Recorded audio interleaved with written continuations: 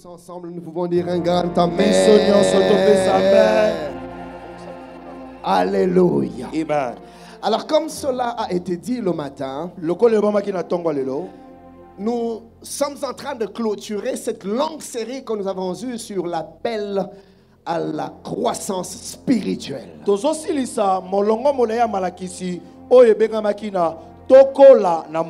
Et nous avions entamé notre troisième principe de la croissance qui était le suivant.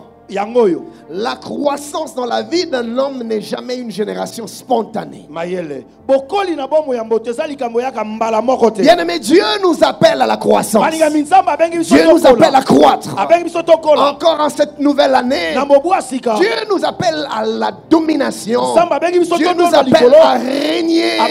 Dieu nous appelle à posséder notre héritage. Dieu nous appelle à nous étendre. Dieu nous appelle à manifester sa gloire ici-bas. Il nous appelle à croître, à nous élargir, à nous développer. Il nous appelle à aller de l'avant. Il nous appelle à progresser. Oui, c'est la volonté de Dieu. Et ça dans tous les aspects de notre vie. Mais dans ce troisième principe, l'Esprit nous dit que la croissance dans la vie d'un homme n'est jamais une génération spontanée. Cela veut dire que la croissance ne tombe pas du ciel. Non, mon frère. Certes, c'est la volonté de Dieu dans ta vie que tu progresses, que tu atteignes les buts de Dieu, que tu arrives là où Dieu t'attend, que tu accomplisses les desseins de l'Éternel dans ta vie. C'est là que Dieu t'attend. C'est là que Dieu te veut. Mais ça ne se fait pas de soi. Ça ne tombe pas du ciel. Ce n'est pas une génération spontanée. Et c'est là que nous avions noté cette première vérité. Nous avions dit ceci: il est impossible de vivre une véritable croissance sans s'impliquer par le travail. Mon frère, si tu ne t'investis pas, si tu ne t'impliques pas à faire ta part, à jouer ton rôle, à jouer ta partition, la croissance à laquelle Dieu t'appelle ne sera qu'un mot vide de sens. Tu resteras dans des slogans, dans des déclarations sans vie. Tu n'entreras jamais dans l'effectivité de cette croissance pourtant à laquelle Dieu t'appelle. Voilà pourquoi aujourd'hui, bien-aimés, l'Église du Seigneur, nous sommes plus dans les bruits que dans l'effectivité. Nous faisons beaucoup de bruit, mais quand on vient sur le terrain, il n'y a rien de tangible, il n'y a rien de palpable. Nous ne sommes pas différents de ces mouvements mondains qui crient, qui lancent des slogans, qui scandent des slogans. Mais sur le terrain, rien de concret, rien de palpable. Église du Seigneur, je ressens dans mon cœur une sainte colère. Le temps est arrivé où nous devons quitter les slogans. Arrêtons de dire je serai la tête et non la queue, alors que dans la vie de tous les jours, nous sommes la queue à la traîne de tout le monde. Nous sommes regardés comme des rébus, comme des rejets, comme de rien du tout. Et pourtant, nous sommes pleins de promesses. Et pourtant, nous servons un Dieu tout puissant. Et pourtant, nous sommes en alliance avec Adonai. Mais qu'est-ce qui se passe alors que Dieu est de notre côté, alors que Dieu s'est révélé, alors qu'il a mis à notre disposition tout ce dont nous avions besoin pour vivre conformément à ses plans et à ses desseins? pour vivre la croissance selon qu'il nous veut. Et la Bible déclare que Dieu nous a bénis de toutes sortes de bénédictions spirituelles dans les lieux célestes. La Bible déclare que Dieu nous a accordé tout ce qui contribue à notre salut. Donc tout ce dont nous avons besoin pour vivre la manifestation de la vie de Dieu ici, dans tous les domaines, Dieu nous les a donnés. Par rapport à la stabilité conjugale, Dieu t'a donné ce dont tu as besoin pour vivre un mariage stable, pour vivre un mariage harmonieux, pour vivre un mariage heureux. Mais que de mariages brisés dans le milieu des enfants de Dieu, que de divorces parmi les enfants de Dieu. Mais qu'est-ce qui se passe? Et pourtant Dieu nous a déjà donné ce dont nous avons besoin pour vivre heureux dans nos vies conjugales. Que dire de nos ministères? Des ministères sans impact, des ministères sans vie, des hommes de Dieu qui prêchent la parole sans que le cœur soit véritablement touché, sans que les vies soient véritablement transformées. Mais à quoi servent nos églises? À quoi servent nos ministères? À quoi servent nos rassemblements? Dans les foyers des hommes de Dieu, des conjoints brisés, des conjoints brisés, des enfants brisés, des foyers brisés, mais des foyers des hommes de Dieu, des foyers des servantes de Dieu, des foyers des enfants de Dieu. Mais qu'est-ce qui se passe? Et pourtant, Dieu a rendu déjà disponible tout ce dont nous avons besoin pour manifester sa gloire ici-bas. Mon ami, la vie médiocre que tu mènes n'est pas la pensée de Dieu pour toi. Amen. La vie malheureuse dans laquelle tu es, la vie misérable dans laquelle tu es, tu vis rempli d'angoisse, rempli de pleurs, rempli d'amertume. Ta vie n'est que chagrin sur chagrin. Mais ce n'est pas à ça que Dieu t'a appelé. Ma soeur, au moment où je suis en train de parler, il y a une soeur ici même qui est en train de nous suivre maintenant même, qui s'est mis même à prendre de l'alcool pour noyer ses chagrins, pour noyer ses soucis. Mais où est donc ta foi? Mais où est passé ton sauveur? Bien-aimé dans le Seigneur, l'église du Seigneur ne ressemble pas à la volonté et à la pensée de Dieu pour nous. Je voudrais te le dire alors que nous commençons cette nouvelle année. Tu n'es pas ce que tu devais être. Tu n'es pas là où tu devais être. Alors arrête de te complaindre. Ou plutôt arrête de te complaire, devrais-je dire. De ta vie. Ce n'est pas la pensée de Dieu pour toi. Ce n'est pas la volonté de Dieu que tu vives un mariage brisé. Ce n'est pas la volonté de Dieu que tes enfants soient dans le désordre. Ce n'est pas la pensée de Dieu que tu vives dans une telle médiocrité, alors que Dieu a tout donné pour que ta vie ressemble à autre chose.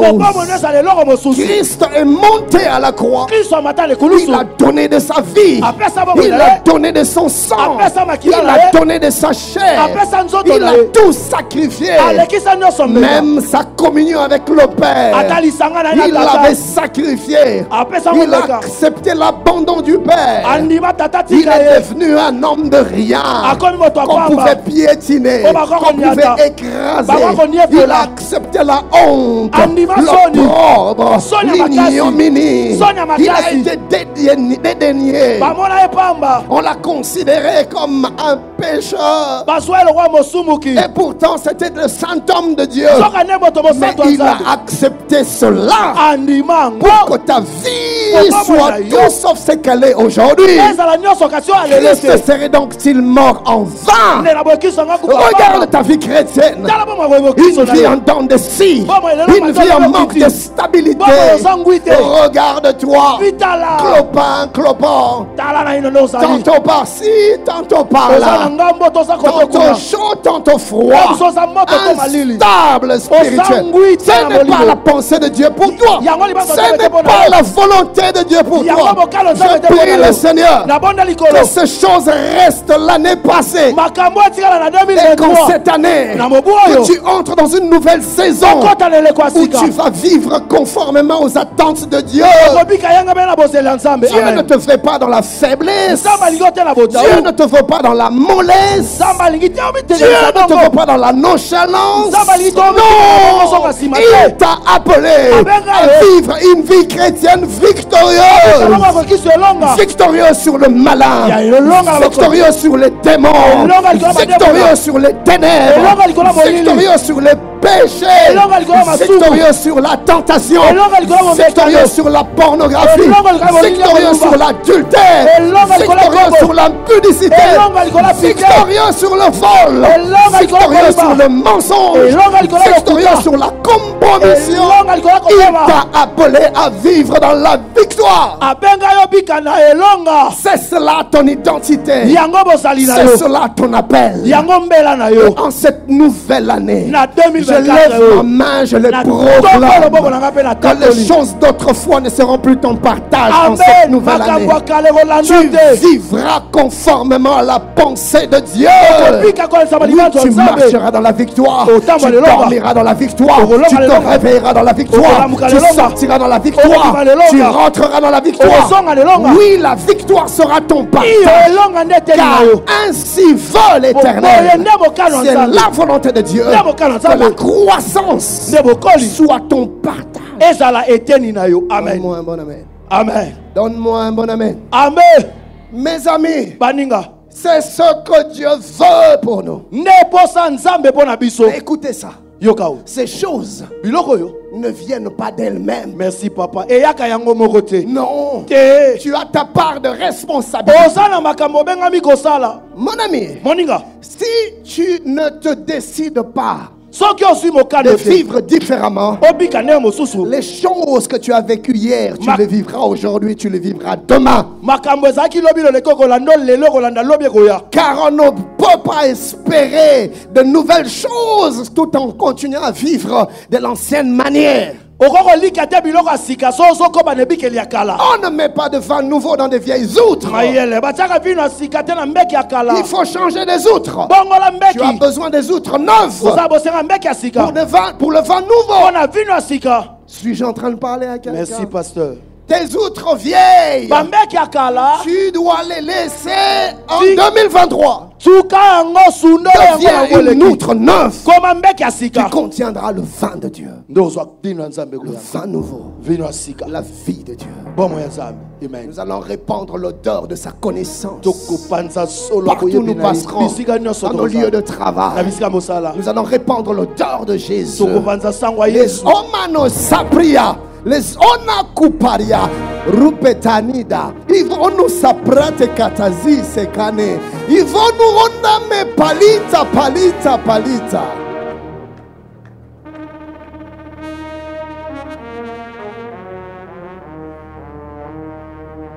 Même les sons de Tobamita Pali.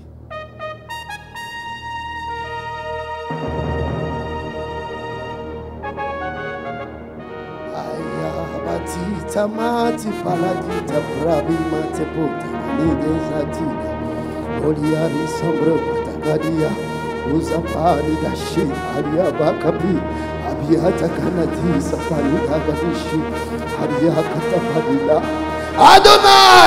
Adonai, le temps est arrivé. Tu dois susciter une nouvelle génération. Adonai, c'est maintenant le moment. Tu dois susciter une nouvelle race. Une nouvelle race d'enfants de Dieu. Une nouvelle race de chrétiens. Oh Dieu, rends-nous capables. Par nous-mêmes, nous n'y arriverons pas. Tu connais nos limites. Tu connais nos faiblesses. Oh Dieu. Oh Dieu. Oh Dieu. Oh Dieu. Tu connais nos failles. Tu connais nos limites. Oh Dieu.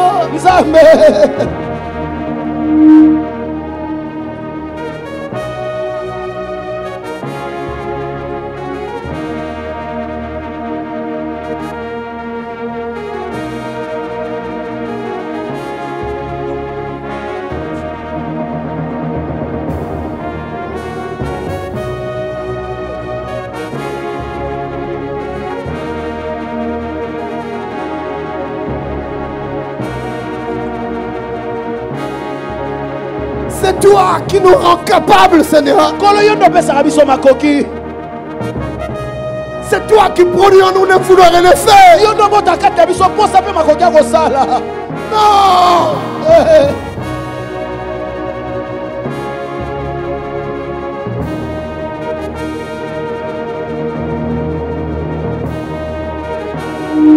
Oh Dieu, le temps est arrivé. Le temps est arrivé. Déchire les cieux. Rends-nous capables. Tu connais nos limites. Tu connais nos failles.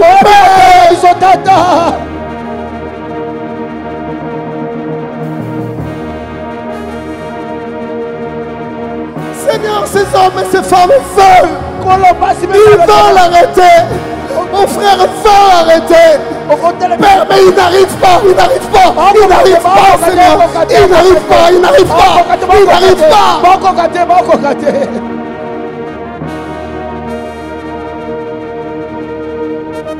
Tu as dit dans ta parole, tu nous affermiras. Tu as dit que tu ôteras de nos corps le cœur de pierre. Tu nous donneras le cœur de chair. Tu l'as dit. Père, tu l'as dit. Tu as dit que tu mettras en nous un esprit nouveau. Tu l'as dit. Tu as dit que tu nous enseigneras tes lois. Tu l'as dit.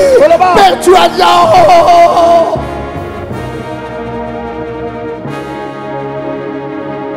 Fais-le, Père, fais-le. Tu n'es pas un homme pour mentir. Tu n'es pas un homme pour mentir. Tu as dit, je ferai que vous observiez mes lois. Tu as dit, je ferai que vous observiez mes préceptes. Tu l'as dit.